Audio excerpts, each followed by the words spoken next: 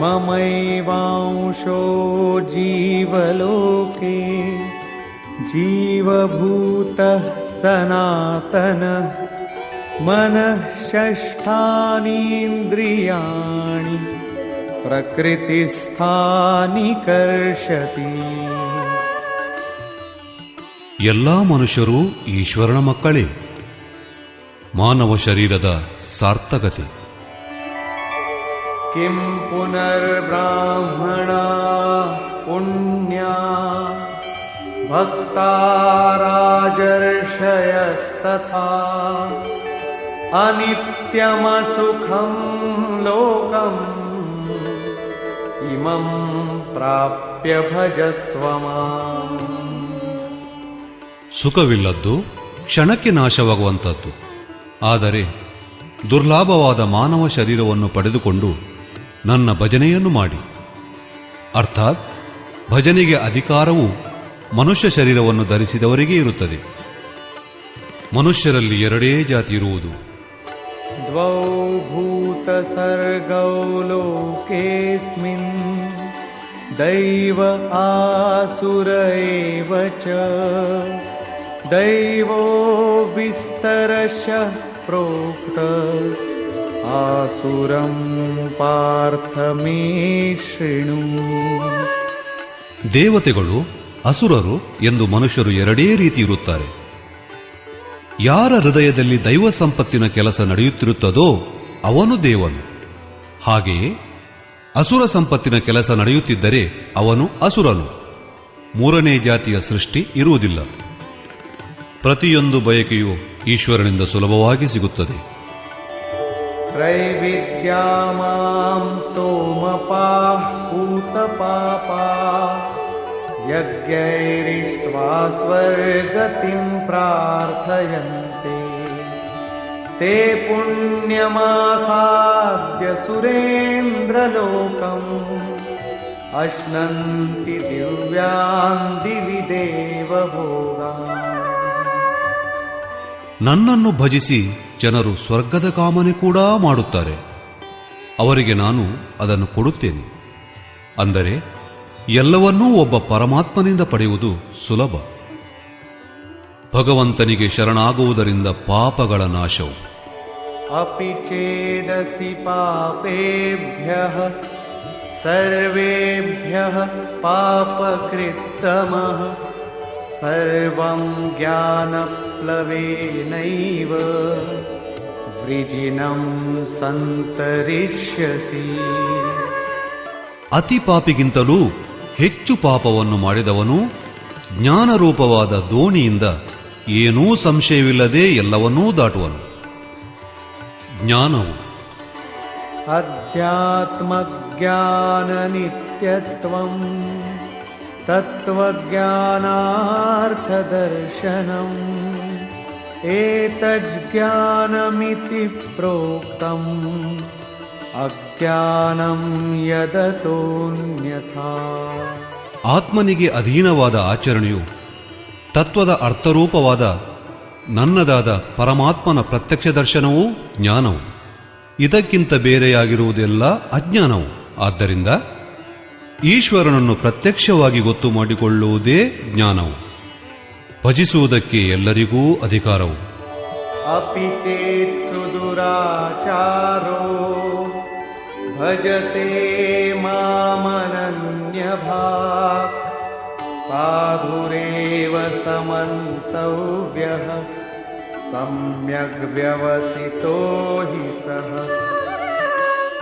ಕ್ಷಿಪ್ರಂ ಭವತಿ ಧರ್ಮಾತ್ಮಾ ಶಶ್ವಚ್ಛಾಂತಿಂ ನಿಗಚ್ಚತಿ ಕೌಂತೇಯ ಪ್ರತಿಜಾನೀಹಿ ನ ಮೇ ಭಕ್ತಃ ಪ್ರಣಶ್ಯತಿ. ಅತ್ಯಂತ ದುರಾಚಾರಿಯಾಗಿದ್ದರೂ ನನ್ನನ್ನು ಭಜಿಸಿದರೆ ಬೇಗನೆ ಧರ್ಮಾತ್ಮನಾಗುತ್ತಾನೆ. ಹೀಗಿದ್ದರೆ ಶಾಶ್ವತವಾದ ಶಾಂತಿಯೂ ದೊರಕುತ್ತದೆ. ಆದ್ದರಿಂದ ಯಾವನು ಒಬ್ಬ ಪರಮಾತ್ಮನಿಗೆ ಶರಣಾಗುತ್ತಾನೋ ಅವನೇ ಧರ್ಮಾತ್ಮನು. ಭಗವಂತನ ದಾರಿಯಲ್ಲಿ ಬೀಜದ ನಾಶವಿಲ್ಲ. ದೇಹಾಭಿಕ್ರಮನಾಶೋಸ್ತಿ ಪ್ರತ್ಯವಾಯೋ ನ ವಿದ್ಯತೆ ಸ್ವಲ್ಪಮಪ್ಯಸ್ಯ ಧರ್ಮಸ್ಯ ತ್ರಾಯತೆ ಮಹತೋ ಭಯಾತ್. ಈ ಆತ್ಮದರ್ಶನದಲ್ಲಿ ಸ್ವಲ್ಪ ಪ್ರಯತ್ನ ಪಟ್ಟರೂ ಅದು ಜನ್ಮ ಮರಣವೆಂಬ ದೊಡ್ಡ ಭಯದಿಂದ ಉದ್ಧರಿಸುತ್ತದೆ. ಈಶ್ವರನ ವಾಸವು ಈಶ್ವರ ಸರ್ವಭೂತಾನಾಂ ಹೃದ್ದೇಶೇರ್ಜುನ ತಿಷ್ಠತಿ ಭ್ರಾಮಯನ್ ಸರ್ವಭೂತಾನಿ ಯಂತ್ರಾರೂಢಾನಿ ಮಾಯಯಾ. ಈಶ್ವರನು ಎಲ್ಲಾ ಪ್ರಾಣಿಗಳ ಹೃದಯದಲ್ಲೂ ಇರುತ್ತಾನೆ. ತಮೇವ ಶರಣಂ ಗಚ್ಚ ಸರ್ವಭಾವೇನ ಭಾರತ ತತ್ಪ್ರಸಾದಾತ್ ಪರಾಂ ಶಾಂತಿಂ ಸ್ಥಾನಂ ಪ್ರಾಪ್ಸ್ಯಸಿ ಶಾಶ್ವತಂ. ಸಂಪೂರ್ಣವಾದ ಭಾವದಿಂದ ಆ ಒಬ್ಬ ಪರಮಾತ್ಮನಲ್ಲೇ ಶರಣನಾಗು. ಅವನ ಕೃಪೆಯಿಂದ ನೀನು ಪರಮಶಾಂತಿ ಮತ್ತು ಶಾಶ್ವತವಾದ ಹೆಚ್ಚಿನ ಸ್ಥಾನವನ್ನು ಹೊಂದುವೆ. ಯಜ್ಞವು ಸರ್ವಾಣೀಂದ್ರಿಯಕರ್ಮಾಣಿ ಪ್ರಾಣಕರ್ಮಾಣಿ ಚಾಪರೇ ಆತ್ಮಸಂಯಮಯೋಗಾಗ್ನೌ ಜುಹ್ವತಿ ಜ್ಞಾನದೀಪಿತೆ. ಎಲ್ಲ ಇಂದ್ರಿಯ ವ್ಯಾಪಾರವನ್ನು, ಮನಸ್ಸಿನ ಚೇಷ್ಟೆಯನ್ನು ಜ್ಞಾನದಿಂದ ತೋರಿ ಬರುವ ಸಂಯಮ ರೂಪವಾದ ಆತ್ಮನಲ್ಲಿ ಹೋಮವನ್ನು ಮಾಡುತ್ತಾರೆ. ಅಪಾನೇ ಜುಹ್ವತಿ ಪ್ರಾಣಂ ಪ್ರಾಣೇ ಪಾನಂ ತಥಾ ಪರೇ ಪ್ರಾಣಾಪಾನಗತಿರುದ್ಧ್ವಾ ಪ್ರಾಣಾಯಾಮ ಪರಾಯಣ. ಅನೇಕ ಯೋಗಿಗಳು ಪ್ರಾಣವನ್ನು ಅಪಾನದಲ್ಲಿ ಹೋಮ ಮಾಡುವರು. ಹಾಗೆಯೇ ಅಪಾನವನ್ನು ಪ್ರಾಣದಲ್ಲಿ ಕೆಲವರು ಮಾಡುವರು. ಇದರಿಂದ ಹೆಚ್ಚಿನ ಅವಸ್ಥೆಯನ್ನು ಪಡೆದವರಾಗಿ ಬೇರೆ ಶ್ವಾಸ ನಿಶ್ವಾಸಗಳ ಗತಿಯನ್ನು ಪಡೆದು ಪ್ರಾಣಾಯಾಮವನ್ನು ಮಾಡುವುದರಲ್ಲಿ ಮುಳುಗಿರುತ್ತಾರೆ. ಈ ಪ್ರಕಾರ ಯೋಗ ಸಾಧನದ ವಿಧಿವಿಶೇಷವನ್ನು ಯಜ್ಞವೆಂದು ಕರೆಯುತ್ತಾರೆ. ಆ ಯಜ್ಞಕ್ಕೆ ಕಾರ್ಯರೂಪವನ್ನು ಕೊಡುವುದು ಕರ್ಮವು. ಯಜ್ಞವನ್ನು ಮಾಡುವ ಅಧಿಕಾರವು ಯಜ್ಞಶಿಷ್ಟಾಮೃತಭುಜೋ ಯಾಂತಿ ಬ್ರಹ್ಮ ಸನಾತನಂ ನಾಯಂ ಲೋಕೋಸ್ತ್ಯಯಜ್ಞಸ್ಯ ಕುತೋನ್ಯಃ ಕುರು ಸತ್ತಮ. ಯಜ್ಞವನ್ನು ಮಾಡದವನಿಗೆ ಮತ್ತೆ ಮನುಷ್ಯ ಜನ್ಮವು ಸಿಗುವುದಿಲ್ಲ. ಅಂದರೆ ಯಜ್ಞವನ್ನು ಮಾಡುವ ಅಧಿಕಾರವು ಮನುಷ್ಯ ಶರೀರವನ್ನು ಪಡೆದವರೆಲ್ಲರಿಗೂ ಇದೆ. ನನ್ನನ್ನು ಭಜಿಸಿ ಜನರು ಸ್ವರ್ಗದ ಫಲವನ್ನು ಬಯಸುತ್ತಾರೆ, ನಾನು ಅವರಿಗೆ ಕೊಡುತ್ತೇನೆ ಎಂದರೆ ಎಲ್ಲವೂ ಒಬ್ಬ ಪರಮಾತ್ಮನಿಂದಲೇ ಸಿಗುತ್ತದೆ. ಈಶ್ವರನನ್ನು ನೋಡಲು ಸಾಧ್ಯವು ಭಕ್ತ್ಯಾತ್ಮನನ್ಯಯಾ ಶಕ್ಯ ಅಹಮೇವಂ ವಿಧೋರ್ಜುನ ಜ್ಞಾತುಂ ದ್ರಷ್ಟುಂ ಚ ತತ್ವೇನ ಪ್ರವೇಷ್ಟುಂ ಚ ಪರಂತಪ. ಅನನ್ಯ ಭಕ್ತಿಯ ಮೂಲಕವಾಗಿ ನಾನು ಪ್ರತ್ಯಕ್ಷವಾಗಿ ಕಾಣುವುದಕ್ಕೂ ಗೊತ್ತು ಮಾಡಿಕೊಳ್ಳುವುದಕ್ಕೂ ಮತ್ತು ನನ್ನಲ್ಲಿ ಪ್ರವೇಶಿಸುವುದಕ್ಕೂ ಸುಲಭನಾಗಿದ್ದೇನೆ. ಆಶ್ಚರ್ಯವತ್ ಪಶ್ಯತಿ ಕಶ್ಚಿದೇನಂ ಆಶ್ಚರ್ಯವದ್ವದತಿ ತಥೈವ ಚಾನ್ಯಃ ಆಶ್ಚರ್ಯವಚ್ಚೈನಮನ್ಯಃ ಶೃಣೋತಿ ಶ್ರುತ್ವಾಪ್ಯೇನಂ ವೇದ ನ ಚೈವ ಕಶ್ಚಿತ್.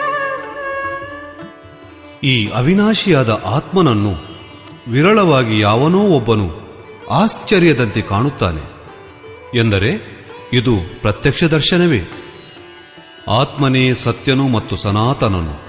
अच्छेद्योऽयमदाह्योऽयम् अक्लेद्यो शोष्य एव च नित्यः सर्वगतः स्थाणुः अचलोऽयं सनातनः. ಈ ಆತ್ಮವು ಸರ್ವವ್ಯಾಪಕ, ಅಚಲ, ಸ್ಥಿರವಾಗಿರುವುದು ಮತ್ತು ಸನಾತನವು. ಆತ್ಮವೇ ಸತ್ಯ. ಚತುರ್ಮುಖ ಬ್ರಹ್ಮ ಮತ್ತು ಅವನಿಂದ ಉತ್ಪನ್ನವಾದ ಸೃಷ್ಟಿಯು ನಶ್ವರವು. ಆ ಬ್ರಹ್ಮಭುವನಾಲ್ಲೋಕಾಃ ಪುನರಾವರ್ತಿನೋರ್ಜುನ ಮಾಮುಪೇತ್ಯ ತು ಕೌಂತೇಯ ಪುನರ್ಜನ್ಮ ನ ವಿದ್ಯತೆ. ಬ್ರಹ್ಮನು ಮತ್ತು ಅವನಿಂದುಂಟಾದ ಸೃಷ್ಟಿಯು, ದೇವತೆಗಳು ಮತ್ತು ದಾನವರು, ದುಃಖಗಳ ಗನಿಯು, ಕ್ಷಣಭಂಗುರವೂ ಮತ್ತು ನಶ್ವರವು. ದೇವಪೂಜಾ ಕಾಮೈಸ್ತೈಸ್ತೈರ್ಹಿತಜ್ಞಾನಾಃ ಪ್ರಪದ್ಯಂತೇನ್ಯದೇವತಾಃ ತನ್ನಿಯಮಮಾಸ್ಥಾಯ ಪ್ರಕೃತ್ಯಾ ನಿಯತಾಃ ಸ್ವಯಾ. ಯಾವಾತನ ಬುದ್ಧಿಯು ಕಾಮಗಳಿಂದ ಆವರಿಸಲ್ಪಟ್ಟಿದೆಯೋ ಅಂತಹ ಮೋಡಬುದ್ಧಿಯವನೇ ಪರಮಾತ್ಮನಿಗಿಂತ ಬೇರೆಯಾದ ದೇವತೆಗಳ ಪೂಜೆಯನ್ನು ಮಾಡುತ್ತಾನೆ. ಯೇಪ್ಯನ್ಯದೇವತಾ ಭಕ್ತಾ ಯಜಂತೆ ಶ್ರದ್ಧಯಾನ್ವಿತಾಃ ತೇಪಿ ಮಾಮೇವ ಕೌಂತೇಯ ಯಜಂತ್ಯ ವಿಧಿಪೂರ್ವಕಂ. ದೇವತೆಗಳ ಪೂಜೆಯು ನನ್ನ ಪೂಜೆಯೇ ಆಗಿರುತ್ತದೆ. ಆದರೆ ಈ ಪೂಜೆಯು ವಿಧಿಪೂರ್ವಕವಾಗಿರುವುದಿಲ್ಲ. ಈ ಕಾರಣದಿಂದ ನಾಶವಾಗುತ್ತದೆ. ಶಾಸ್ತ್ರವಿಧಿಯ ತ್ಯಾಗ.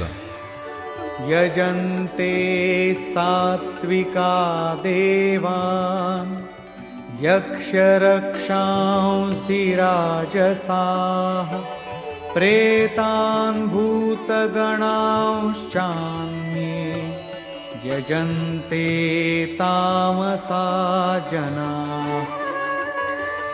ಅರ್ಜುನ, ಶಾಸ್ತ್ರವಿಧಿಯನ್ನು ತ್ಯಜಿಸಿ ಭಜಿಸುವವರು ಸಾತ್ವಿಕ ಶ್ರದ್ಧಾವಂತ ದೇವತೆಗಳಿಗೆ, ರಾಜಸ ಪುರುಷರು ಯಕ್ಷ ರಾಕ್ಷಸರುಗಳಿಗೆ ಮತ್ತು ತಾಮಸ ಪುರುಷರು ಭೂತ ಪ್ರೇತಗಳನ್ನು ಪೂಜಿಸುವವರು. ಆದರೆ ಕರ್ಷಯಂತಃ ಶರೀರಸ್ಥಂ ಭೂತಗ್ರಾಮಮಚೇತಸಃ ಮಾಂ ಚೈವಾಂತಃ ಶರೀರಸ್ಥಂ ತಾನ್ ವಿದ್ಯಾಸುರ ನಿಶ್ಚಯಾನ್. ಅವರು ಶರೀರ ರೂಪದಲ್ಲಿ ಸ್ಥಿತಭೂತ ಸಮುದಾಯ ಮತ್ತು ಅಂತರ್ಯಾಮಿ ರೂಪದಲ್ಲಿ ಪರಮಾತ್ಮನನ್ನು ಕಾಣಬಯಸುವರು. ಅವರನ್ನು ನೀನು ಅಸುರರೆಂದು ತಿಳಿ. ಅರ್ಥಾತ್ ದೇವತೆಗಳನ್ನು ಪೂಜಿಸುವವರೂ ಕೂಡ ಅಸುರೀ ವೃತ್ತಿಯ ಅಂತರ್ಗತರಾಗಿರುತ್ತಾರೆ. ಅಧಮರು. ತಾನಹಂ ದ್ವಿಷತಃ ಕ್ರೂರಾನ್ ಸಂಸಾರೇಷು ನರಾಧಮಾನ್ ಕ್ಷಿಪಾಮ್ಯಜಸ್ರಮಶುಭಾನ್ ಆಸುರೀಷ್ವೇವ ಯೋನಿಷು. ಯಾರು ಯಜ್ಞದ ನಿಯತ ವಿಧಿಗಳನ್ನು ಬಿಟ್ಟು ಕಲ್ಪಿತ ವಿಧಿಗಳಿಂದ ಯಜನೆ ಮಾಡುತ್ತಾರೋ ಅವರೇ ಕ್ರೂರಕರ್ಮಿಗಳು, ಪಾಪಾಚಾರಿಗಳು ತಥಾ ಮನುಷ್ಯರಲ್ಲಿ ಅಧಮರಾಗಿರುವರು. ಬೇರೆ ಯಾರೂ ಅಧಮರಲ್ಲ. ನಿಯತ ವಿಧಿಯು ಯಾವುದು? ಓಮಿತ್ಯೇಕಾಕ್ಷರಂ ಬ್ರಹ್ಮ ವ್ಯಾಹರನ್ ಮಾಮನುಸ್ಮರನ್ ಯಃ ಪ್ರಯಾತಿ ತ್ಯಜನ್ ದೇಹಂ ಸ ಯಾತಿ ಪರಮಾಂ ಗತಿಂ. ಯಾವ ಓಂ ಎಂಬಿ ಅಕ್ಷರವು ಅಕ್ಷಯವಾದ ಬ್ರಹ್ಮಕ್ಕೆ ಸಂಜೆಯೋ ಮತ್ತು ಅದರ ಜಪವೋ, ಹಾಗೆಯೇ ಪರಮಾತ್ಮನಾದ ಒಬ್ಬನನ್ನೇ ಸ್ಮರಿಸುವುದು ಮತ್ತು ತತ್ವದರ್ಶಿಗಳಾದ ಮಹಾಪುರುಷರ ಮಾರ್ಗದರ್ಶನದ ಧ್ಯಾನವೇ ನಿಯತ ವಿಧಿಯು.